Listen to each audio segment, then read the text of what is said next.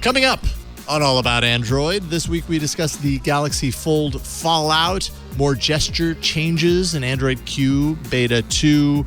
Pixel 3a might actually have a release date or at least an announcement date. OnePlus 7 Pro details are out there now. Bye-bye to your BlackBerry Messenger, your emails, and a whole lot more coming up next on All About Android. Netcasts you love. From people you trust. This is Twit. This episode of All About Android is brought to you by LegalZoom. Check out LegalZoom today to see how they can make life better for you and your business. Visit LegalZoom.com and enter AAA at checkout for special savings. And by Capterra. Find the right tools to make an informed software decision for your business. Visit Capterra's free website at capterra.com/AAA. And by Hover. Register a domain name and build your online brand with Hover. Visit hover.com/twit to get 10% off your first purchase of any domain extension for the entire first year.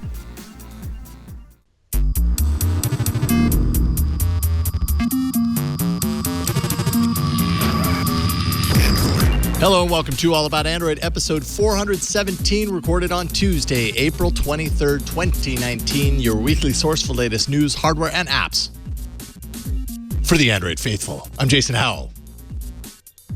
And I'm Ron Richards.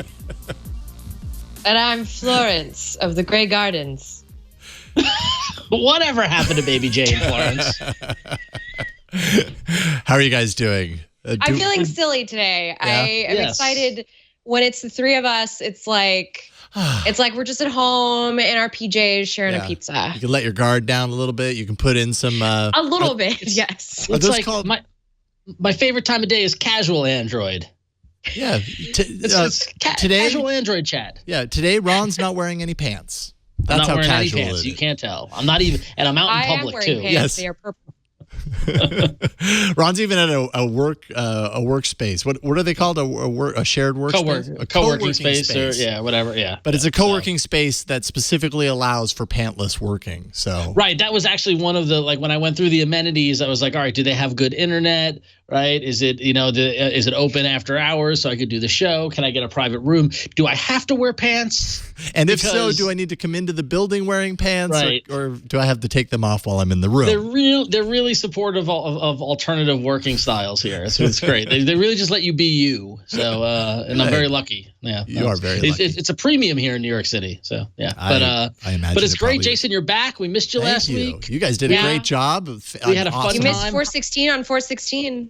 416 on 416 with Jaime and with what ended up being a controversial episode. No kidding. Well, and when I was, just real quick, when I was listening to the Jaime, and we're going to talk about this story right off the top, but before we do, Jaime talking about it, there's a part in the interview where he notices that there's a screen protector on there. He's like, oh, then there's a screen protector. And listening to it after... the aftermath, which we'll talk about in a second, was just kind of interesting, like from the reviewer's perspective of like, oh, that's a screen protector.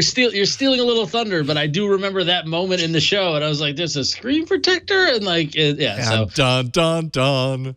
But we're gonna get to it. All right, why don't we get to it? Let's stop dancing around this topic. Victor, it is time for the news. If All About Android was a 70s sitcom, the Galaxy Fold would be the oldest sister with all the attention and got hit by football. Really, that one went off the rails, didn't it? Yeah, I tried to get everything in all at once. I tried to get the Tiki Idol thing in there too. Oh man, you'd have to keep going. Yeah. I think I'm just slow because I've been off for like a week, basically. I'm having that with that I've been away for a week and coming back, everything's really slow for me. Yeah. Well, I didn't jump right to Brady Bunch, is all I'm saying. I should have. Okay, I'll choose something more. No, I think more it's pop me. Culturally. I think on a better day, I would have jumped right to it. So, I'm sorry. Well, Jason, you've been out of it, so let's catch you up on the drama, the non-Brady Bunch drama. All right. So, as we mentioned earlier last week, we were very excited to be joined by Jaime, and from Pocket Now and talk about the Samsung Galaxy Fold. And what we didn't know was we were on the eve of a very, very dramatic 3-act play. So Act 1 was when pre-orders opened up last Sunday, April 14th, and quickly sold out of the first batch of Galaxy Folds. They're really selling these to people. Yay. It was exciting, right? Oh, then awesome. Act 2 was the event or the press stuff where they gave the Galaxy Fold to members of the press, including our friend Jaime, friend of the show Jaime, including pretty much many people who've been on the show or folks that we talk about all around the Android press space. They gave it to reviewers. Everybody's using it. It's amazing. It's folding. And then literally the day after our show last Wednesday, reports started kind of just snowballing in from reviewers that their Galaxy Folds were breaking, like literally like unusable breaking. Dieter Bohn from The Verge found debris had lodged into the hinge, which warped the display after one day of use. Steve Kovacs from BI had screen flickering issues. Yeah, pretty nasty too. Oof. Yeah. The aforementioned at the top of the show screen protector caused problems for Mark Gurman, who mistook the plastic protective layer as a removable screen protector and removed it and broke the device because it's not a screen protector. It's actually a plastic sheet that keeps the device together. And finally, friend of the show, Marquez Brownlee, also tried to remove that layer. And he was the one who kind of did the, hey, guys, don't take the layer off video. Here's why. Oh, my goodness. Oopsie. So that's Act 2. Very dramatic. It's the Empire Strikes Back of the Galaxy Fold story. Ends on a dark note. You don't know what's going to happen. How's it going to end? Luckily, we get Part 3, where days later, Samsung announced it's delaying the release of the Fold. They originally scheduled the release for this Friday. They're going to delay it. They're going to announce a new date soon. And sources say Samsung is in the process of calling back the broken Folds from reviewers. Oh, boy. So I saw everything. I saw this referred to as Foldgate. I saw this. Mentioned. This is a DOA for foldables right out of the gate. I saw people saying this is the next Samsung Galaxy Note 8 disaster. Right, basically, Samsung tried to do something new and blew it, and thus ruined the entire line of foldables. Foldables are over. Move on. So do you think that's accurate? Is foldables? Is this the end of foldables, or is this just a bump in the road? What do you guys think? Or a bump in the hinge. Or a fold in the road. Yeah. Fold in the road. Ooh, early contender for a title right there. Yeah. Sorry, I said Note 8. I meant Note 7. Note 7. It's hard to keep track. Yeah. I mean, when you compare this to Samsung's previous aforementioned foible, which was the Note 7, and the fact that tons of people had them and they were, a small amount were exploding, but it was enough of a risk that they had to do a full recall. This probably doesn't compare to that from a customer impact perspective, right? Because I'm assuming more people probably had the Note 7 that had to be recalled than have pre-ordered the Fold. So I don't know as far as like a critical also the company FAA didn't emergency. Get involved. Yes, right. Yes, exactly. There were a lot of reasons why the Note 7 seemed like utter disaster. Yet Samsung came out of that. I mean, with shining colors and shining stars above it, somehow emerged victorious out of all of that. So something tells me Samsung's going to be okay. And I don't know what this says about foldables as a category, but no doubt about it, this is a really big black eye. Because Samsung, I mean, they opened their press announcement with this. This was going to be the next big the next big technology. And this is the shining example of it. And here you have it. It didn't even release. It hasn't even released. It just, got completely messed up on the way out the door. So no doubt about it. It's a big downer for Samsung. I think this is saying a little more about Samsung and how quickly they rush to kind of like be the first to market with this sort of thing, and to just kind of like really hinged an entire year's worth of phones. Yes, it really hinged. I didn't even do that intentionally. And I wish I did, because that would have been good. But yeah, it's I think it just speaks to how quickly we're trying to just move things forward. Yeah. Just kind of, it just doesn't feel right. I feel like we should maybe slow down a little bit. Well, I mean, that's easy to say in hindsight. I mean, I think what really got me about this, Yeah, what got me about this was just the velocity, and like I said, the snowball effect that happened on last Wednesday, when it wasn't just Dieter Bohn, it was a parade of people, everyone having the same thing happen at once, and you've got to assume that everyone put in just about probably the same amount of hours on the device, right? Which I think says less about. Well, it says a lot about Samsung rushing it, but where did they rush it? Did they sacrifice QA time? Did they actually put it through? Like how there's a reason why we saw Pixels in the wild or iPhones in the wild is because employees of the company were testing it, were using it to give it that thorough overuse to see how it performs in the field. And you got to wonder if Samsung did that or if they just had it in the lab and then they skipped a step. It seems like. Either way, I mean, as a foldable evangelist, I hope this doesn't set back the entire foldable movement. But that said, if you go back and watch our conversation with Jaime, he wasn't high on it. He liked the Mate better than it, right? And so I don't think the Samsung One will define the foldable movement. At least I hope. Exactly.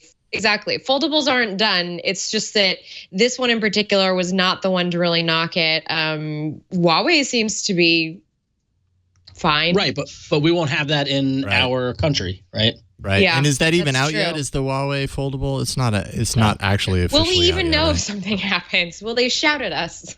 This happened. And yeah, it would be really surprising to me if we found out that Samsung had not done a good, kind of a really solid testing period. Putting this through its paces. A brand new category. Already the category, without ever having seen the hardware, everybody's already talking about what about the wear and tear over the course? How does the display stand up to all that stuff? Samsung better have put a lot of time R&D and real time testing this hardware prior. Otherwise, that's a big scar on their track record for this sort of stuff.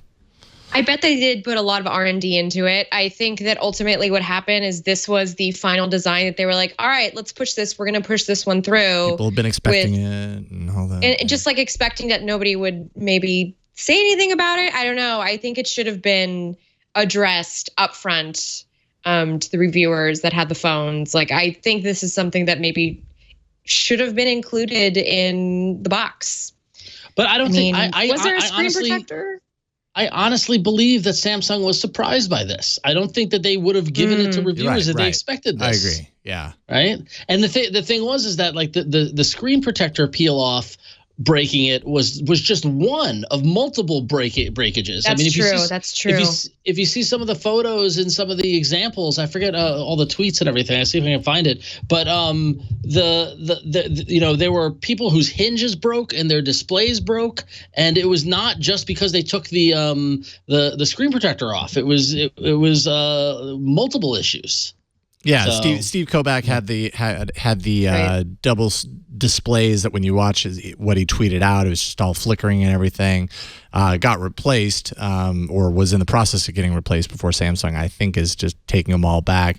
Gurman and MKBHD were the ones that had pulled off the thing, pulled off what appeared to be a screen protector. And Jaime even mentioned in his kind of talking about the device on last week's show, oh, and there's a screen protector on there. So even from his perspective, he was looking at it, seeing it as a screen protector. Because guess what? On the Galaxy S10, out of the box, it ships with a screen protector already installed on the display. So to a certain degree, we're kind of programmed at this point to expect, oh, that's what that difference that we see in the display of glass underneath and then a little, kind of edge, transparent edge. That's what that is. It must be a screen protector. So I totally understand why they peeled it off. But I don't know. What can Samsung do to make sure that people don't do that, though? Because that seems like a really easy point of failure. If two people who are paid to be very critical of hardware that they receive and they reviewed hundreds of devices, in the course of their career, are fooled by this layer and think that it's something that should be peeled off. What about the everyday person, that just pulls it out of the box and immediately is like, I don't use screen protectors on my device. Or is that the price of being dumb? Or you know what I mean? I don't know. I don't know read the manual. Maybe that's just the price of not reading the manual.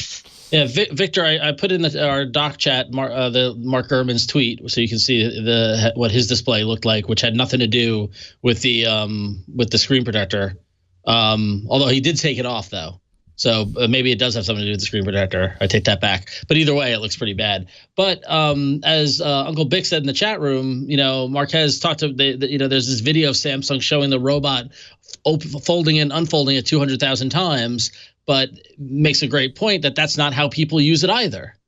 Right. Like it's got to be able to be folded, put in your pocket, thrown in your bag, thrown down on the table, like all that sort of stuff. And who knows, what kind of stress testing they gave it to. So it's I don't know. It's a new technology. Yeah. It's tough to expect people to buy, when you're dropping $2,000 on a brand new piece of tech like this. It's got to be worth the money. You can't let this happen. And at the same time, I don't believe Samsung. I believe Samsung was surprised by this. I don't believe Samsung expected it. Yet at the same time, I don't see how they let this out and didn't expect something like this to happen. Like how they didn't catch it ahead of time. It's fascinating. Yeah.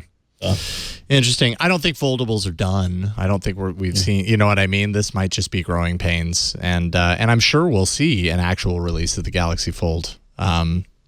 At some point. Yeah. I'm curious to know what Samsung does from here. Do they, put a huge thing on their display out of the box that says, don't peel this thing with an arrow pointing down to it? Like maybe that'll stop 99% of the people that buy it. I don't know. They need to put another protector on top of it so you get the satisfaction of peeling one off. There you go. A protector for the protector. Service. Yeah, exactly. Yeah. I heard you like protectors, so I put a protector on your protector. A protector. Yeah. All right. Cool. Flo, got the next one. So we're moving on to something that disgruntles me as a person, and that's the possibility that Android could lose its back button. I mean, I want you to imagine what would you do without that back button? In a world. You could probably live without it. I don't know if I can, but unfortunately that might be happening in the future because XDA is saying that there is reason to believe that Android Q, still unnamed, might get rid of the back button once and for all in favor of a gesture approach. So strangely, the gesture doesn't use the pill at all, the one that we've kind of come to know in Android P. This one, it swipes from left side of the screen or right side of the screen to go forward back. So you are, imagine the gestures for a web browser. Currently, it's non-functional, but XDA posted a video showing how this particular gesture operates after an ADB command to enable it, although it's still a little too early to know what the gesture changes will, whether they'll make it to the final build or whether this is just hanging out in the code, waiting to be tested. Waiting to be tested. So you use the pill then for all of your navigation except for going back. There you go to the edge of the phone and you swipe. That just sounds weird. I don't get it. It sounds weird. It sounds weird until you do it, and then once you do it, you'll be like, "Oh, okay, I get it." Like, because they're not going to roll something out in a version of the operating system that doesn't work. I mean, like, don't get me wrong. I like the back bucket button, but I got to believe that there's some research behind this that is like, yes, this people can actually use this. Yeah. It is tedious to have to go and search for a back button or wait for that navigation bar to sort of load. Definitely, like, if I'm trying to switch between apps really quickly, like, that's kind of difficult. And so I imagine that this sort of gesture would help kind of streamline that and make it so that you don't have that little pause in between switching apps. Yeah. I don't know. I feel like I should just swipe the pill. Like that worked on the OnePlus gesture system really well. I haven't been using it because I've been using Launcher, which has different gestures. Yeah. Yeah, maybe that's the problem. All the gestures are just way different. That's it's like they've got to differentiate their gestures. Too many gestures, can't keep up. Exactly. It's the solution. If you don't like it, install something else. Yeah. Right. That's why Android is so great. Welcome and why we're not limited to just one decision of the manufacturer. That's so you can get something else. So there it is. Yeah. All right. Well, we got a voicemail that I would like to play for you now. Okay. This voicemail caller, who is anonymous, has a question about audio balance on Android. Let's take a listen. Victor? I have a small amount of hearing loss in my right ear, enough so that voices are no longer appearing in the center of my head when I'm listening on headphones. Is there a balance control option for Android that can be added so that I could reduce the left-hand side volume and pan it over towards the center? Thanks. Like an equalizer. Wow. Like straight to the point. So straight to the point. I like it. And this is funny because I was actually just last night I was editing some video and the audio balance was off and people were in the right ear and not in the left ear. And so like I can already put myself in that mindset and it can be very frustrating. Yeah. Luckily, we'll cross your fingers, anonymous caller, because the Android Q beta number 2 build has for the first time accessibility options for audio balance, which is exactly what you're talking about. So if you're running Android Q beta 2, go to settings, then accessibility, and then audio and on-screen text to find the left-right slider. That's now that thing is that exists in the current beta build. If we gotta hope this makes it to the final build of Android Q so that you can actually use it. But it looks as if they're, as part of the accessibility options, they are looking to add this. But other than that, Samsung phones have a setting called Adapt Sound that actually conducts a hearing test and emphasizes certain frequencies in ways that might correct deficiencies. So if you have a Samsung phone, there's an option. And then finally, there's an app called Sound Assistant for audio tweaks like balance. So to our point earlier about Android being open, you need something. There's probably an app for that, and here it is. It's a Sound Assistant that you could download and use immediately. Is that, Jason? Is that what you have up right now, or is that a Samsung that you have? No, what I was showing off is I'm running the beta too. So okay, back there in accessibility settings. Of course, who does this apply to? Any very limited number of people at this point. Hey man, I'm like maybe like a year or two away from needing this. So. Yeah, well, and I can completely understand the need for this. It would be nice to be able to do it on a system level because, your hearing will probably never get better. It's probably just going to continue getting worse. So if you have one ear that's worse than the other, you can kind of, make the adjustment for yourself. And at least in your head, things are going to sound a little bit more balanced. So that's what this might be used for. And that's exactly why you're probably going to find it in accessibility. It's here in the beta right now.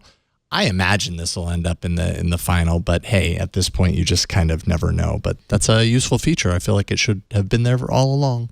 I don't know why balance seemed like such a feature in like stereos and everything that we've had for as long as I can remember stereos, because I've always lived in the stereo age and not mono sound in like stereos and speakers or whatnot. So it's kind of interesting that this is like a new feature to Android. But don't want your mono sound. Who wants mono? Pfft, whatever. All right, let's take a break and thank the sponsor, and then we'll talk about some hardware, lots of rumory stuff, and some news in there as well. But first, this episode of All About Android is brought to you by LegalZoom. If you're running a small business, you already know that it is a ton of work. Running a small business is not easy. That's probably why not everyone does it. It's hard work. It takes time. It takes money. And you want all the time and money you have to go towards growing your business. But what happens when legal hurdles pop up, as they will somewhere along the way? Well, LegalZoom is there to help you out. Nearly 2 million Americans have used LegalZoom to start their businesses with LLCs, incorporation, and so much more. Even after your business is set up, LegalZoom can still help you out. Things like lease agreements, changing tax laws, contract reviews, they're all a part of running your own business. And these are precisely the kinds of costly hurdles that can take time away from growing your business. You want to spend your time actually growing your business, not dealing with the minutia and stuff that pops up. That's why LegalZoom created their business legal plan. You can get advice for running your business from vetted independent attorneys and tax professionals available in all 50 states. Best part is you will not get charged by the hour since LegalZoom is not a law firm. Law firms love charging you by the hour, and you know how fast that adds up.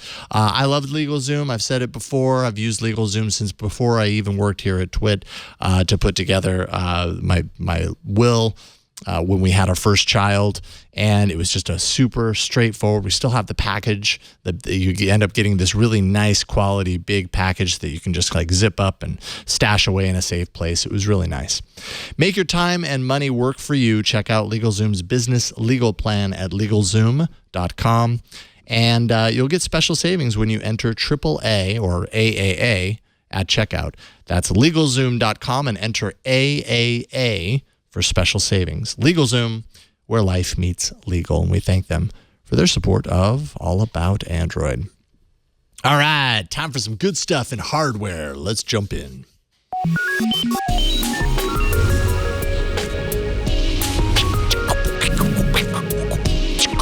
Listen, if Google doesn't embrace the Google 3 Axle, I just don't know what anymore. 3 Axle.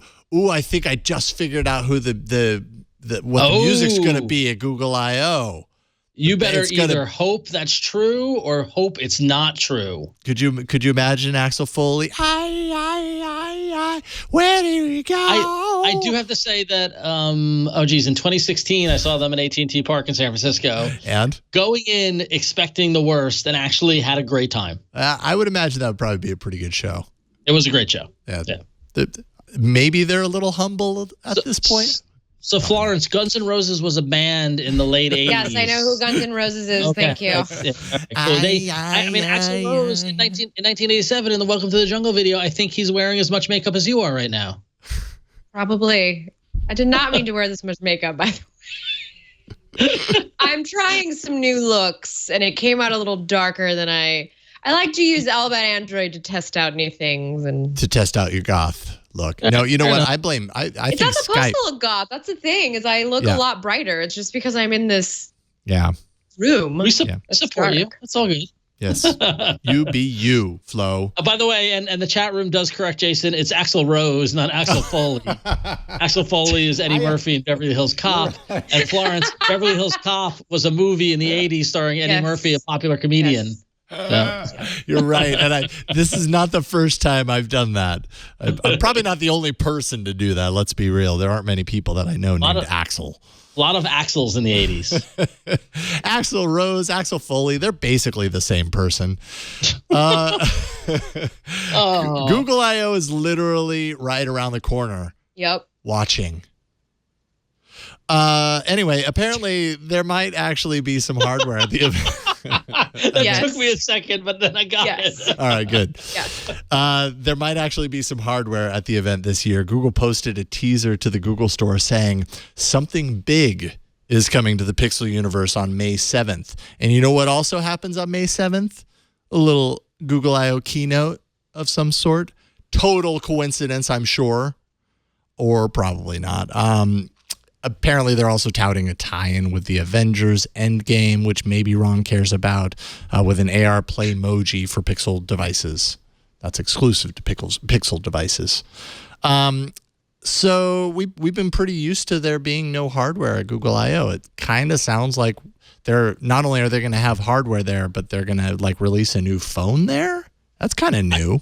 I hope they do it just to keep us on our toes and stop saying, "Oh, it's just a developer conference," and like they can use this however they want to. And so they want to roll out hardware again, they'll start rolling out hardware again. There's no rules. Yeah, totally. Yeah. I wonder if everybody's going to get a mid-range phone at Google I/O. And it's going to be tied in with the whole thing about how important it is to include all of the world in all of the apps. Actually, yeah, and actually now that we're kind of talking through this, that would not be out of line at all, considering any time at Google I/O when they've given out a phone in the past, it's not like it's been a top of the line phone. It's been a Nexus phone, which has typically been kind of in that mid-range price category, not always top of the line, you know?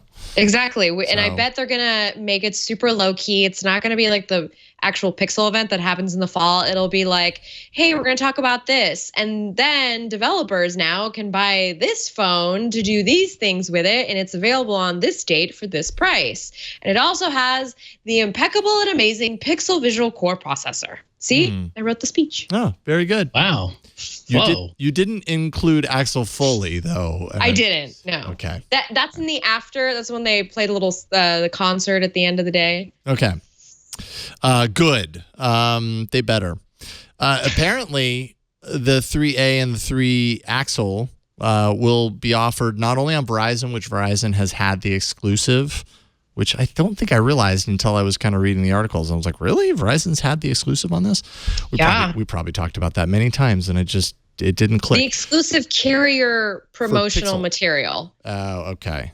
Well, Yes. now So, apparently like, you can buy T-Mobile's it on board. unlocked through Google, but the carrier couldn't like have a commercial around it. Like only Verizon could have a commercial around it. Oh, okay. Yeah. Well, that's weird. So if you didn't have Verizon, you were like, oh, nobody was trying to upsell you on the Pixel. You had to come do it on your own. Yeah, right. Somehow. Well, apparently Now, T-Mobile is going to be on the boat. employees can tell you. Yeah. And then Android headlines say they have exclusive first look renders of the new phones. So if you're wondering what it looks like in an exclusive sort of way, there you go. Bezels are back, baby. No notch, no teardrop, no nothing up there. It's just a forehead and chin like the old school. Just a good old phone like you remembered. Yeah. A good old phone. Good old phone. Just a good old phone. With a full face. Never mean no harm. Yeah, so there you go. The 3A and the 3 axle coming to a Google I/O near you, which Google I/O, by the way, not next week, but the week after. We are working on something very special that week. Usually in the past, we've had interviews with Google execs, and it's very possible that's going to happen again. So we're still trying to firm things up as far as that's interviewing concerned. Pikachu to coincide with the launch of Detective Pikachu. Actually, I knew it. You guys, will I've been be telling doing you that. what a great idea to get Pokemon in on the advertising. Sorry. That will be all you. If we are in fact interviewing Pikachu, I'll just watch. Played by Ryan Reynolds. You'll have all of the important questions to ask. The hard-hitting Pikachu questions. What are you liking that ball? So a week after Google I/O, then OnePlus is going to have an event. So yay, that's 2 full weeks of hardware fun, which will be fun because it's OnePlus and they've become a really big player in this game. Yeah, so CEO Pete Lau actually shared some details with The Verge.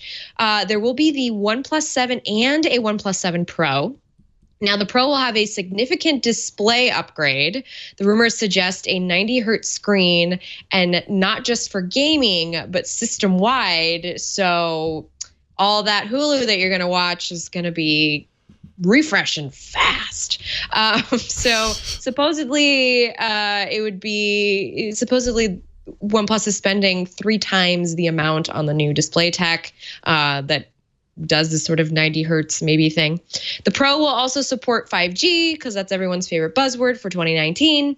And the Pro will also be on par with the price of the Galaxy S10. So it's not going to be, well, it says the Galaxy S10. It doesn't say which Galaxy S10. Oh. Because the S10e. Yeah. Anyway. My understanding is that it's going to be a lot more expensive. So I would guess it's probably going to be up there with the 10. And I think we're talking 10e. specifically about the Pro version. Right. No, this is about the Pro version. Yes. Because it's going to have that display, that refresh rate. Amazing Also, more Pro rumors, just to kind of round them off. 3 rear cameras, nearly bezel-less, which we've seen OnePlus moving towards. Curved edges, a pop-up selfie cam. Finally, America will have a pop-up selfie cam to adopt all on its own. And 10 gigs of RAM. 10 gigs of RAM. Pop-up cameras, Ron's other favorite thing. It's the future. I know, and Ron, you're on the OnePlus train now, so I am. I'm excited about this. Look at that pop-up camera. Look at that. Look at that cute little nubbin sticking up. Oh, look at that thing. It looks like it would hurt if you ran into it the wrong way. I mean, here's the thing. We gave the notch so much crap and so much, the criticism. We did this. This is a solution that gets rid of the notch and gives you a full screen with no interruption, but still gets the dumb selfie cam. I'm someone who will never use it, so I will never pop it up, and I get the whole screen back. You might pop it up to show someone, though. Right. Like, look at that. I go, hello, and it pops up. I go, look at my phone pop up. Now, what the next phase, I think, is a foldable selfie cam that folds pops up. to pop up. It goes, yeah, like us. Just go. Well, I'll tell you who won't be delivering that phone, Jason. Who? and that's Yota Devices. Oh no! You might remember friends of the show. Not really. You might remember the phone that we were enamored by, the YotaPhone, which in all of this foldable, kind of interest and mayhem. Let's not forget that years ago the YotaPhone brought us the phone with a dual screen with an e-ink display on the back of it, and you can see that there on the video. If you're watching the video, you can see a sample of that. We talked about it a lot. We were very bullish on the idea of a dual screen. We thought it was really interesting. Well, unfortunately, Yota Devices is now reportedly bankrupt. The reasons for their bankruptcy, not surprisingly, poor sales, as well as a costly lawsuit charging that YotaPhone refused to take and pay for the number of phones it ordered for its first couple of phones. And now, of course, foldables are kind of stealing their thunder anyway. I mean, honestly, when was the last time we talked about a new YotaPhone? It seems like they were doomed from the get-go. YotaPhone, rest in peace. We hardly knew ye. But it was nice to have you around. Nice. YotaPhone, train yourself to let go of everything you fear to lose. Here's a question. Could we have even fathomed the foldable revolution that's going on now if we didn't have the dual-screen YotaPhone 4 years ago? I mean, that's a good point, especially, when you consider that, like, the Samsung Galaxy Fold has the display on the front and then has the display on the inside. I mean, that's part of the evolution. That's part of the script, I'm sure. Bleak is adamantly opposed to what you just said, though, Ron. Well, that's not a surprise. He's saying, come on, it's not even the same thing. It's not the same thing, but the idea of a second screen, I feel like that's the same. It's in the arena. It's an evolution of the idea that one screen is not where it all the canon ends. Yeah, it's in the ballpark. Canon. Yeah. I'm furiously looking for Yota quotes that would apply to the YotaPhone demise. Do or do not. There is no. There's no Yota. Yeah. No, try not. Do or do not. There is no try. Judge me by my size, do you? No, that doesn't work. Always two there are. No more, no less. A master and an apprentice. I was thinking the two screens. So that would kind of apply. Yeah. I like that attempt. Thanks. This is why we do shows where it's just the three of us. Yeah. So we can practice new material. Yes, for our stand-up comedy routine that nobody comes to. We have an email from Mark from Maryland who says, just a thought. With the seeming disintegration of a lot of the Nest management, maybe the product line, is it possible Google is moving other failed products into Nest in preparation for a large write-off of the acquisition division? Implication would be that the Google Home Hub, whatever it's called now, is a financial failure. What do we think? That's a whole lot of speculation right there, Mark from Maryland. Yeah, I wouldn't say financial failure. Yeah. I don't know. Nonetheless, it's confusing. I think it's just Google being Google. Yeah, I think they're just trying to sell stuff to the Nest people who might not be into the Google stuff. Honestly, I think they're just trying to make it easier on their marketing department. Yeah, I mean, we talked about the rebranding of the Home Hub. I think it's purely to go after Nest users who are just blind to brand. I think that's what it is. It's just a cash grab. Yeah. So yeah. Yep. But I like the speculation. Keep it coming, Mark, and everone. AAA@twit.tv. We will read your speculation on the show. Why not? Shoot it down. Tell you why you're wrong. Or maybe you're right. And hey, if this turns out to be true, Mark from Maryland, you will get all the credit. That's true. Exactly. It's on the record now. Let's take a break, thank the sponsor, and we will then jump into some very interesting app news actually this week. First, this episode of All About Android is brought to you by Capterra. Capterra is the leading free online resource to help you find the best software solution for your business. Maybe you're just starting out, or maybe your business is growing and it's time to change the software to become more efficient, or you'd like to add new software, whatever your business need is. Capterra is there to help. You can read thousands of real software reviews and find the right software for your business. All you have to do is go to capterra.com/AAA. There you're going to find over 850,000 reviews of products with 30,000 fresh reviews available each month. You can discover everything you need to make an informed decision. Search more than 700 specific, and I'm talking very specific categories of software. So whatever you happen to be looking for, CMS, email marketing, IT service, SEO, workflow management, just to name a few. Once you choose a category, you can filter your results by product rating, users, deployment, features, and then you can compare them side by side up to 4 at a time so you can get a really good look at all the features and how they stack up to each other. So, maybe something has more importance or more value to your business. Make sure that it's there, obviously, and you can easily weed out the ones where it's not. They'll even show you a list of related categories for further options. It's really super easy to kind of dive right in. It's also easy to kind of get lost in all of the options. It's kind of fun to look at all this software and be like, wow, really? Yoga management? There's like software created specifically for yoga management, and sure, the people in the yoga, fitness world who are running businesses like this, they probably already know it, but it's interesting to see just how specific this software gets. And when you're new to that whole world of software, it's hard to know which is the best. So that's what Capterra is all about. Capterra believes that software makes the world a better place because software can help every organization become a more efficient, effective version of itself. No matter what kind of software your business needs, Capterra makes it easy to discover the right solution fast. Check out Capterra's free website today at capterra.com/AAA. That's capterra.com/AAA. I'll spell it out for you. CAPTERRA.com/AAA. Capterra, software selection simplified. And we thank Capterra for their support of All About Android.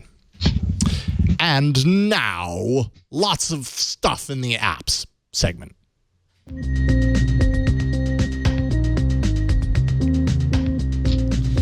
Including the end of a bitter war. This little bit of news was I was so excited that I texted you guys as soon as I saw it. Yes, you did. Yes.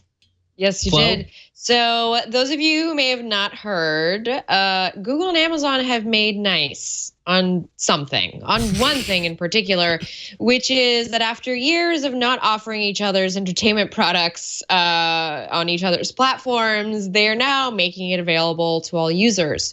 So what does this mean? Well, if you remember, Amazon would not sell the Chromecast in its online marketplace, and Google pulled the YouTube apps from the Fire TV and Echo Show, so those in the Amazon ecosystem couldn't come over to the Google side. So last year, Amazon began selling the Chromecast, kind of helping warm over the ice that had just really formed there. And now YouTube will again be available on the Fire TV and Prime Video on Chromecast and Android TV. YouTube TV and YouTube Kids will follow soon after. So it kind of makes sense because this is, you got to expand your user base and your audience and make it available for more people. But I will say that I tried to find the Amazon Video app or any sort of Amazon app on Android TV the other night and came up empty. So I'm still waiting here on my end. Yeah, it came up empty for now. Yes. Wade County in chat says Google and Amazon is the couple that always breaks up and gets back together. Well, which is not fun for the kids, frankly. When did they? But they never got back to. This is the first time this segment got back together. It's always been a breakup. It's always been animosity. It's always been Hatfields and McCoys. And this solves so many. I don't know. This solves a huge problem in my household, but then creates a new one. Because the reason why is that I'm very technical, as you can imagine. My significant other is not. Right? She just wants to watch TV. And you've got to open the app. You got to do the Chromecast, blah, blah, blah. And she has a phone, not an Android phone. She has another phone, and she doesn't like to put apps on it. Don't get me started. But I taught her how to Chromecast YouTube TV from her browser on her laptop, right? So that's how she watches TV. It's great. Because of this Amazon Google Rift, we also have a Fire Stick. Right, that I can, because we like to watch Catastrophe and the Romanovs and and Mrs. Maisel, like all the Amazon shows. We want to watch them.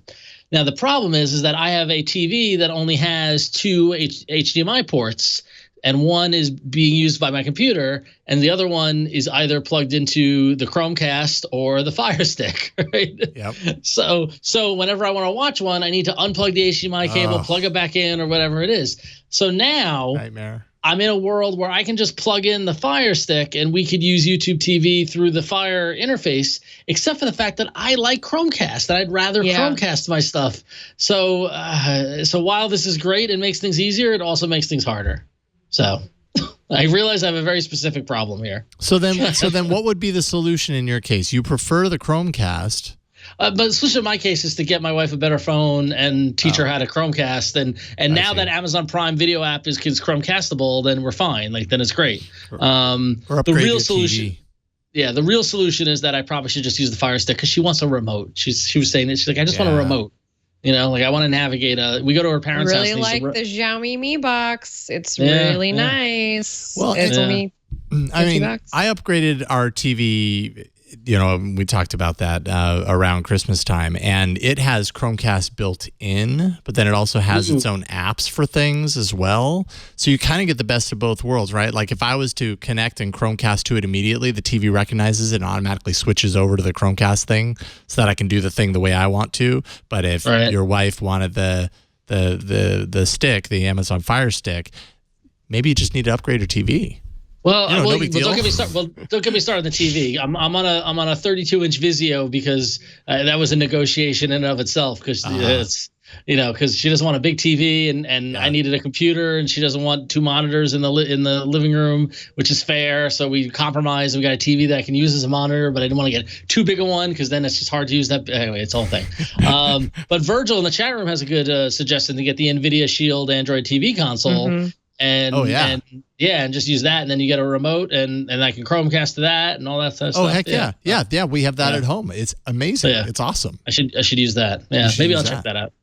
It's a really good. They're still updating it too. So it's a really good emulation box too. Just saying. Yeah, it's really good for gaming emulation. Anyways, yes, that's what you should do. Yes. All right. Well, moving on from that, we're saying, so Google and Amazon are saying hello to each other, and an entire community is saying goodbye to BBM. I was actually in the elevator at work, and they have one of those little TVs with little monitors with news, and it said how BBM was shutting down. And I was like, it didn't already shut down? For those who don't know, BBM is the old BlackBerry Messenger platform app that actually ushered in a generation of group messaging amongst BlackBerry users. MTech, who acquired the rights to BBM in 2016, announced last week that the final days of the consumer version of BBM are upon us, as the end of the service is coming to an end on May 31st. They said that despite investing in the service, they couldn't attract new users. Users were warned that they will lose all their data when the shutdown happens. And then, predictably, people got really upset. And the BlackBerry CMO, Mark Wilson, announced the company is throwing a lifeline to those users. They will now open up BBM or BBMe, enterprise version of BBM, to individual users. You can get it free for a year, and then $2.49 every 6 months after that. So $5 per year. No word on if the data will be portable from BBM to BBMe or BBMe or whatever it's called. It's hard to say that. BBMe. BBMe. I don't know. And I think it's ridiculous. Just give people a way to get their messages, dump the messages, and move on.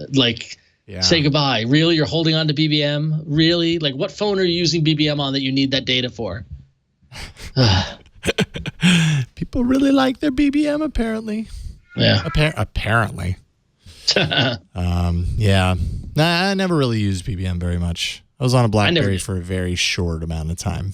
I hated it. It was a big deal in Europe when it was around. Yeah. I just remember it was the thing kids used. Yeah.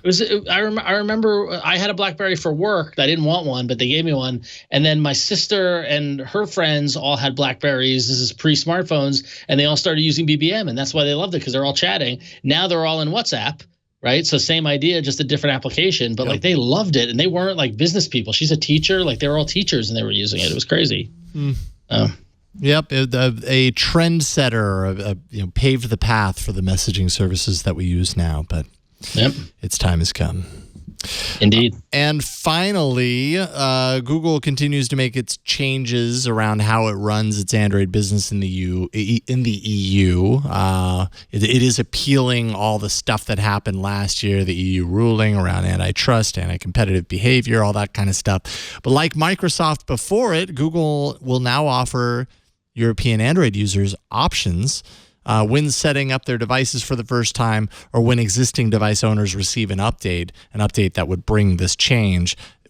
Basically, once they open Google Play for the very first time, they're going to get a screen or two screens. The first screen is going to walk them through the path of installing additional search services on the phone along with Google Search. So Google Search will still be installed, but you could add something else like DuckDuckGo or whatever. They're basically making it part of the whole process. And then the second screen would be for installing additional browsers. So, giving the option for Firefox, Microsoft Edge, Opera, that sort of stuff. And I'm sure this sounds very familiar to anyone who followed all of this when it happened with Microsoft years and years ago. The app selection is going to vary depending on the country, so you'll get different apps based on where you are. They'll be displayed in a random order and chosen based on the popularity in those regions. So they'll surface kind of a random handful based on the popularity in the Play Store, and then display them randomly, so they're not seen as giving preferential treatment to anyone. And it'll also guide users on how to select them, how to use them as defaults, install widgets, place icons. They're really holding users' hands on bringing some competitors onto those devices to make the EU happy. So there you go. Everybody wants to please the EU. Google has to please the EU. Yeah. If it wants to do business there. It's like the EU's S list is like the UK, Google, Microsoft. Right? Yeah. Well. Yeah. So choice. That's what it looks like. And it just reminds me of Microsoft, of days of yore. I think that's about it as far as that's concerned, except one final email. And that's for Flo to read. And I want to apologize in advance if anybody hears my cat yowling in the background. I did hear something. I wasn't sure if it was a cat or a baby. I apologize. I can't. She's very old. So anyway. Yeah, wow, she's very old. Loud. So she asks for things very demanding now. She's like, I am old. Give me what I want. Okay. Sorry, everyone. You can't control them. Okay, so we were talking about what Android Q was supposed to be called. We still don't know. We just don't know. We won't know until we know. Exactly, but you are all out there helping us, which we really appreciate. And so this one comes in from Jim. Jim's suggestion is cheesecake. Pronounced cheesecake because QI is pronounced chi, as with charging. Oh. Stretch, but it's better than Kints. Okay. Well, maybe someone really likes Kints and thinks that Kints or Quince or whatever it's pronounced. Quince. Yeah, I think it's Quince. Quince is actually a really good choice. But cheesecake, pronounced QI, cake. That's creative. Clever. It's a stretch. Does Jim know Mark from Maryland or what? Yes, right. You know what? I appreciate it. Thank you, Jim, for sending this in. That was I like it. It is clever. That was very creative. It is creative. Yeah. It's a good thought. Could happen. Yeah. And it could be just alluding to the wireless charging capabilities of, I don't know. Yes, it's clever. I don't think it's going to happen. But all right. Shall we thank the next sponsor? Yes, please. All right. This episode of All About Android is brought to you by Hover. And listen, building your online brand has never been more important. And buying a domain name for your passion is the first and biggest step to building your personal brand online. It's the starting point. You need a good domain name. Keeping your domain name separate from hosting gives you the flexibility to choose the right platform for your business. And that's great advice. You should heed that. No one wants to be stuck with a solution that doesn't meet their needs. And who doesn't need a domain name? Nowadays, it feels like everyone has one. So it's more important that yours stand out. And Hover has over 400 domain extensions to choose from. The one that we're really digging lately here is the .me top-level domain. .me is a unique extension to use your portfolio to showcase who you are and what you do. If you got a portfolio website ready to launch, you get the .me extension. And Hover offers the best-in-class customer support team and no upsells. They have clean and simple user experience and interface. They have personalized email that matches your domain to further support your online identity. And the Hover Connect feature allows you to connect your domain name to many website builders with just a few simple clicks.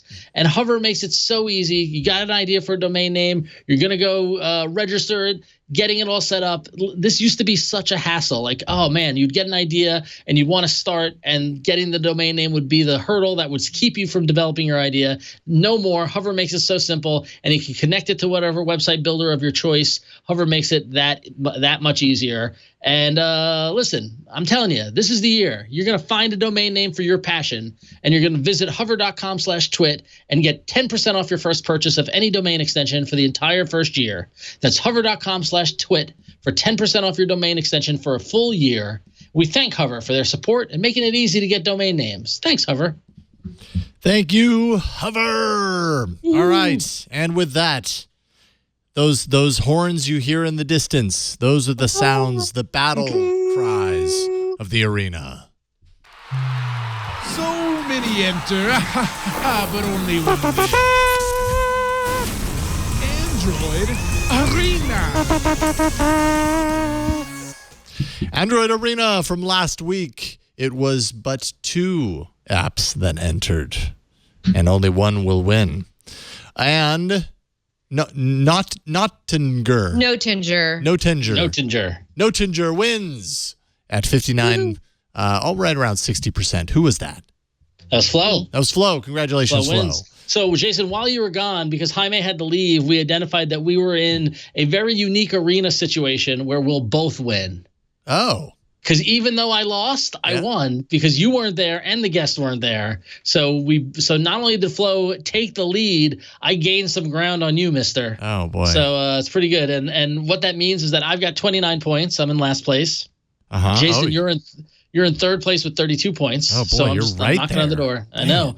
The guests fall to second place because Jaime, he threw in the towel. He couldn't hack it. No, he had to go. It was great that he came on. We love Jaime. The guests have 45 points, and Flo takes the lead with 49 points. Wow. Man, I'm sweating right now. I could end up in last place here. So I was out last week. Does that mean I go first? I came in last. Do I go first and you go second? Okay. All right, we can do that. All right. Let's do that. Yep. All right, so I thought this was interesting. This should be real quick, but podcasts are all the rage, right? You might have read a lot about some crazy podcast platforms that make you pay for podcasts and all that sort of stuff. Don't pay for podcasts. Don't pay for a service. You want to check out this new app. It's called Swoot, SWOOT, Swoot Podcast with Friends. And here's kind of like, we all talked about the potential of Google Podcasts and what it can do, and it never quite lived up to it. And after checking out Swoot, I really feel like it's something that could potentially be pretty cool, in that it is a podcast aggregator, podcast players. You can subscribe to podcasts, listen to them, etc. But it also allows you to connect with your friends and see what other people are listening to. So there you can see that I started following Jason, right?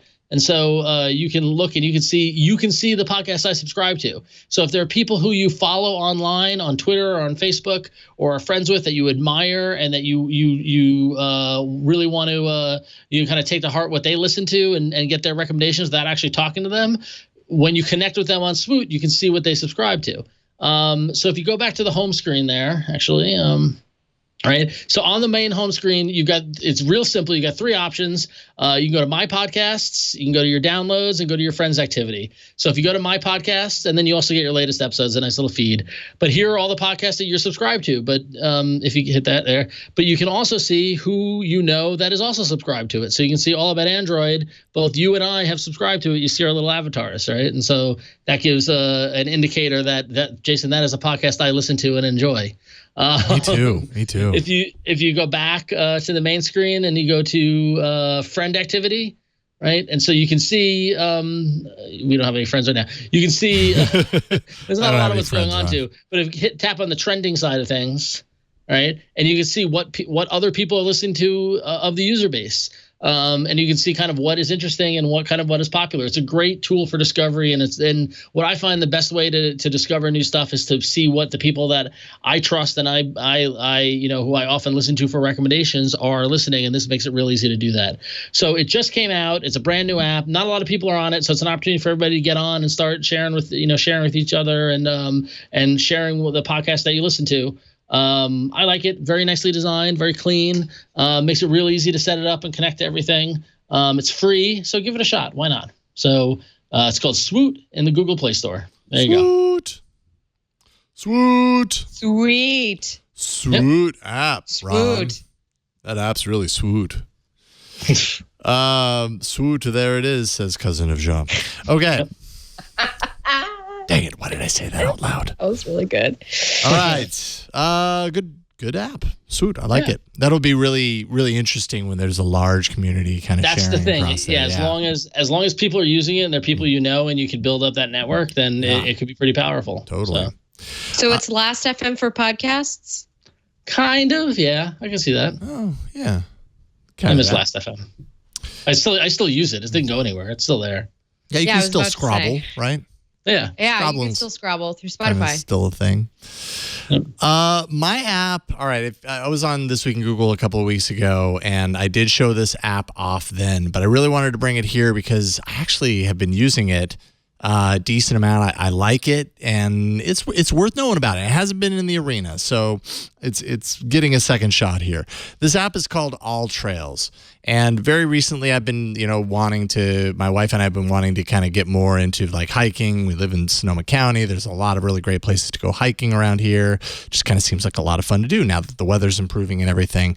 Well, All Trails is a way to kind of tap into kind of a community around hiking paths, biking paths, running paths, all these different places, whether they're posted officially or not. This is a way for people to kind of share some of these paths and actually have deeper integration as far as how they track their fitness around those paths and everything like that. It does have a free trial, though there is a yearly cost for this. It's $29.99 for the year, so you pay per year, and they tout 60,000, more than 60,000 trail maps. But you can kind of see here, like, this is near me, right? Location is on, showing 250 trails near me, and you can kind of organize this. There's filters down here, so you can really get in there, like, show me only the closest things, and I like moderate difficulty. I'm really looking to go backpacking and maybe hiking. I would love to be able to do some fishing, maybe even some camping or whatever. And I want it to be more than 3 stars. I don't want it to suck. Go ahead and apply. Those filters are too strong. Okay, I just put in too much stuff. So let's kind of take some of these. I'm imagining the more you do and the what to do, you're probably going to kind of limit things. So let's just keep it simple here. Okay, so here are 3 paths. Paula Marin Trail to Lemon Tower Beach. You can see there's 3 ratings on here. It's a pretty easy path. If I go in here, you can kind of take a look at some of the photos along the way. These are pictures that people have taken along those paths. 12 photos to be. Oh, that looks pretty. 12 photos have been taken to be exact. And then you take a look down here on the map, and you can kind of see where it is and where along the path those photos have been taken. You also see a little elevation map. So from the beginning of the path, you're hiking up, down, really steep. So this part is probably going to be a little strenuous. It tells you kind of where the elevation is from the beginning all the way up. The total distance of this, 16.8 miles. This is no small hike. This is a pretty serious one. But you can kind of zoom in, and as I said, like, you could tap on any of these, and people leave little notes as you go along at different lat long points along the path. And down here, of course, you have little reviews and everything. Nice trail to take to Wildcat Camp, and that's what one person said, and you could review it, of course, yourself as well. Now, when you've got the paid version, you can do things like download. So I could download this for offline, which when you're going hiking is probably a really good idea, just in case you lose your connectivity. You can do that. And then when you set out on the path, well, you can get directions to go there. So I could launch into directions, and this is going to take me right to the beginning of that path, right, in my Google Maps. But when you get there and you set out, you hit record. It takes you to this kind of screen, and obviously it would identify you at the beginning of the path. You'd hit record, and it'll record your travel along the way. If you veer off the path, the map will kind of change to note where you went, or maybe someone posts that path, but they decided to go an alternate route. You could actually choose to go their route. You can, of course, take pictures along the way, and then they'll be embedded into the map and those points. All sorts of things that you can do. You can also load on different, let me see, how do I get to the different map layers? Is that it? Layers, there you go. You got different layers that you can embed as well. So if you want, the terrain, the topographical map, there's a satellite image, all the OpenStreetMaps layers that you can do in there. All of these can be downloaded independently. So if one's more important to you than another, this will do that for you. It's just a really great app for finding and exploring, essentially. Let's see if I remove all of my filters. Well, here, I'll go to my profile. So I've got, let's see here, stats.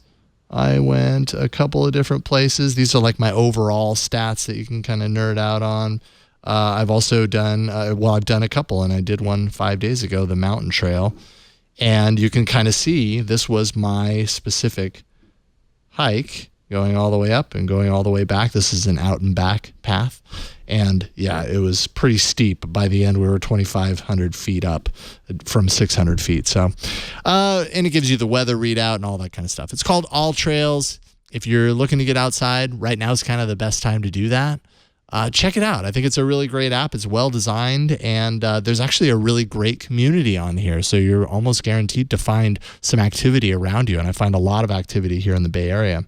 And, it'll get you out of the house, walking on some paths or riding on them with your bike or whatever. So it's called All Trails. Check it out. All right. And very, very cool. Yeah. I don't like going outside, but if I did. If you did, this would Maybe. be your favorite app in the world, Ron. And then Flo, your app, I think we were talking before the show. We were like, how on earth did this not end up in the arena at some point? I'm baffled. Strange. I've got it installed, so go ahead and talk about it. Okay, so I brought to the fold SMS Backup and Restore Pro, which I think is just a well-known app amongst the Android community. It's been around for a long time, but I've actually haven't used it. I didn't use it until recently when I broke my Pixel and I had to kind of carry everything with me on another phone. So I found that SMS Backup and Restore Pro, it's got like everything I wish that Android did natively with regards to backing up my call logs, SMS, and MMS. So Jason just logged in. So I'm afraid to kick off the backup because I don't want to show a bunch of stuff. But no, it doesn't show it. It doesn't show it if you do. It doesn't. It does not show you the messages. Okay. 906 messages unprotected. So it will walk you through a little dialogue window to kind of like get you set up, and it'll let you choose which cloud account you'd like to back up to. I have my text messages backed up to Dropbox, but if you want, you could back them up to Google Drive or to OneDrive, or actually you can also email them to yourself. They export as an XML file, and they're actually easily convertible into other files if you need that sort of thing. And so if you just go ahead and hit next. Oh, sorry. It's saying I need to configure. Oh, now you got to log in. All right. Well, I can just sit here and talk about all the stuff it does. So, we talk a lot about like the things that we wish Android did. And I think that this is how I wish that SMS would work all the time, which is that it just every day, this app, you can set it so that it backs up everything periodically. So whenever like you plug in your phone, then all of your stuff gets backed up over Wi-Fi. And I'm kind of kicking myself for not thinking to have this installed for so long. But the thing is, the last couple of years, I was switching from Pixel to Pixel to Pixel. So I was transferring things over with that physical cable that comes in the box. This is a much better way to do it. The only thing is, if you restore it on a text, like on threads that already exist, it'll double up, which kind of gets weird. But, I guess better safe than sorry to have double up things. I totally think it's worth the $5 because I don't have to deal with any ads. The ads can be like really intense. But other than that, I mean, I just think everybody should have this app on their phone if they really care about their text messages and call logs. So fun fact, I was shocked that this wasn't already in the arena because I've been using this app for several years. I swear by this app. And here I am advocating for Flo's app, but this is the best app you can get. It is. It's like the only app I've been able to find that does the job the way I want it to do the job. And it's very simple to use. Anybody can set it up. So if you want to get it set up on maybe a parent's phone or a kid's phone so you can have things backed up to the cloud and see what's happening. I'm not saying that's what you should do because it's like surveillance or whatever, but whatever. You could do that if you wanted to, I guess. To SMS Backup and Restore Pro. You can try it for free if you want, or you can pay $5 and get rid of those ads and also support your devs. Yes, support your devs. SMS Backup and Restore Pro, $4.99. Nice. Very nice pick.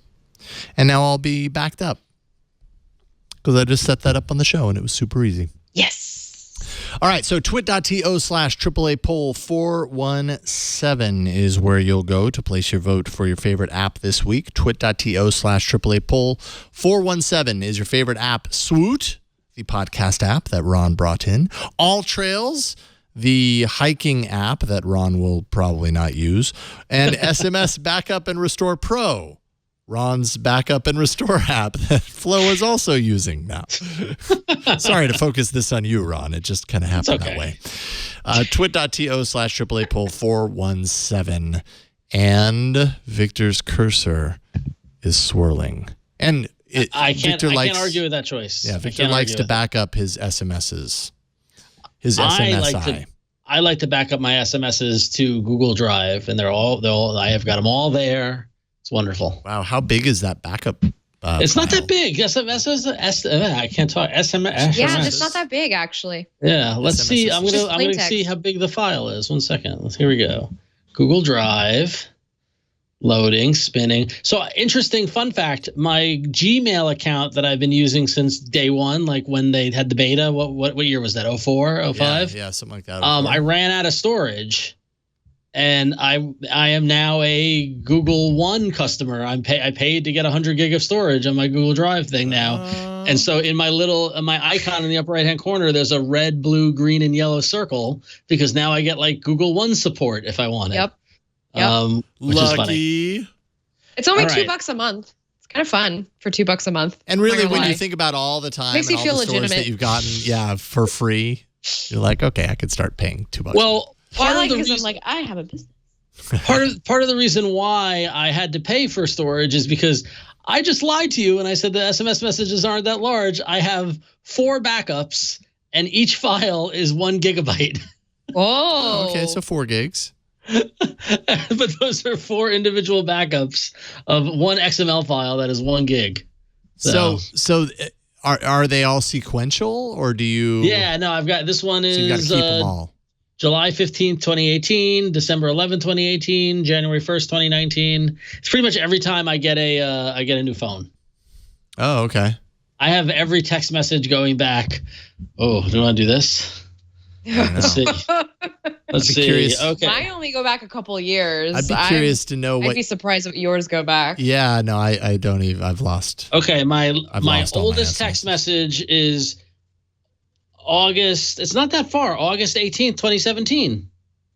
Oh. And it was my pickup order for a sub sandwich was ready. I'm happy you have that still. Yeah, I know. So am I. Also, it just shows the stuff that accumulates in our messages. And then August 23rd, I have my friend Scott asking if I wanted to go to a show. And I said, I can't. I've got pinball. I can grab a beer later if you're around. That was August 23rd, 2017. I thought it would go back further. 2017 was a simpler time for Ron. So 2 years is 1 gigabyte of messages. That's a lot of messages. Yeah. And that includes photos in your messages and all that too. Yeah. Hey, dark mode on the messages app. Pretty cool. Hey. Yeah. Finally. I love Google Messages. That's a great app. It is. I've been using it more. I like it a lot. Yep. Okay, so it's actually fine. What's that? Oh, sorry. I was just saying it's actually a fine app. It is a fine app. It's fine. It's fine. Fine. It's okay. Fine. Whatever. Triple. Oh, wait a minute. Hey, I just found another XML backup from November 19th, 2017. That's only 332 meg. Why is that a gig? That's crazy. I thought. No, wait a minute. I thought, Ron, that you had your SMSs backed up like for forever. I do. I do. I don't know where they are though. They might be on a file. They might be on a file on my desktop at home. I'd be curious to know what your the first text message that you have backed up, when it's from, and what it says. I go through large periods of like being obsessive about having every message I send because I had it in my head that I remember in college I read a book of like all of Jack Kerouac's letters, like his correspondence, and I was like, when I'm famous, they're gonna do a book of all my correspondence, so I better save every email. No, but I do have every email. I have a PC with a hard drive that has every email from 1995 until like 07. And then I have on my desktop at home, I have all my email from 07 until whenever I switched off of POP3 to Google, and now it's all on Google. So, do you ever bust that out and sometimes read I do. old emails? Sometimes I do. Like, I remember sending that email, or probably more specifically, I remember that event in my life that email was referring to. Yeah, exactly. Yeah. That's the real. Because otherwise you probably forget about a lot of these random. Sometimes it's an unfortunate email, like an old boyfriend. Well, sadly, that's a lot of them is. Yeah, those kind of going down memory lane that we should have stayed quiet. Should filter those out somehow. I'm trying to see if I can find my first email in my Gmail account because they're all in there. Yeah. I was in Yahoo for a long time, so that's where my history went. I was in Yahoo as well, but all of those are gone. Yeah. My account got hacked. It did? Oh, really? Yeah. My Yahoo account back in the day. Oh. And did they wipe out all your emails or something? Or? Yeah, it just got flooded with garbage, so I had to just shut it down. Yahoo Mail for me. I couldn't even back it up. Yeah. That's just Yahoo Mail, flooded with garbage. I know I'm probably upset somebody out there. I'm sorry. Like a huge Yahoo Mail fan? Yes. That is not true. I'm emailing them right now. That's it for this week. We're done. We've reached the end of this episode. It's always fun getting the chance to do the show with you both and just us. I like doing the show just us sometimes. It's fun. But we've got some good episodes coming up with guests that include us, but also others. Next week, David Immo from Android Authority is going to be on. He's going to be on in studio even. So got that to look forward to. And then the week after that, it's I.O., and who the heck knows what's happening then. I'm still figuring that out. Yeah. But we have a lot to look forward to. Flo, thank you for hopping on tonight. It was fun talking with you. What do you want people to know? I am going to actually now start writing about why I bring some apps to the arena. So check Flow feed tomorrow. That's FlorenceIon.com. Cool. FlorenceIon.com, yes. a.k.a. the Flow feed. Yes. Very nice. And 5 things to know about the LG G8 ThinQ is there as well. Ron, what about you, sir? Yeah, you can follow me on Twitter at RonXO and on Instagram at RonXO. And just working and living and doing the day-to-day thing. That's about it. No other real updates on any of my other projects. So I won't bother you there. Go see Avengers. That's what you're going to do this weekend. Oh, yeah, that's right. Oh, okay. I don't know how you did this weekend. I don't know how you did that without moving your lips. It was really weird. It's amazing. Oh, I see. I can see you guys. That's crazy. Okay. Oh, well. All right. That's fine. Hey, well, we heard you, and that's the most important thing. That's important, yes. Ron, thank you. And Victor, thank you for everything that you do. Thank you, Victor. No problem. Thank you for all that you do. And Alex, thank you for looking at your phone this whole show. Appreciate it. Oh, Alex is there. Hi, Alex. He's like, I just picked it up. No, I've been watching. You've been checking your phone this entire time, and I'm horribly offended Okay, not true. Thank you for helping. Whatever it is you're doing today. He's a warm body. Yes, that's true. Making me feel like I'm not alone here in the studio. You can find me all over the Twit network. Of course, Tech News Weekly happens in a couple of days, and then this show, and then I do a review for Hands on Tech. I think I have a review coming up here very soon. Although I'm not going to mention it yet because I don't know if the product is out yet. But anyways, look for that, twit.tv/HOT. But that is it for this week. Leave us a voicemail, 347-SHOW-AAA. Send us emails at AAA@twit.tv. Find us on Twitter at Android Show. You can find our Arena apps list at twit.to/Android apps. There you're going to find all the apps that we've put into the Arena throughout the course of this entire show's existence. And thanks to the folks who help maintain that. Also, show notes and past episodes can be found at our place on the web, which is twit.tv/AAA. There you're going to find us laughing, and you're going to find podcast information, and all of the episodes are listed there so you can catch up, so you don't miss any of the twists and turns of this series, because from episode to episode, things get weird. And characters die, and you just never know what's going to happen. Never know what's going to happen. Anything can happen on All About Android. And you can catch us live every Tuesday starting at 5 p.m. Pacific at twit.tv/live, just like this week where we actually started at 5 p.m. Pacific. It's amazing. It's like 6:20 right now. I don't know what to do with myself, except I do. And that's I'm going to go home because it's my little girl's birthday. And so I'm going to help celebrate her birthday. And so thank you, everyone, for doing the show on time instead of later like we usually do. On that note, thank you so much for watching. We'll see y'all next week on another episode of All About Android. Bye, everybody.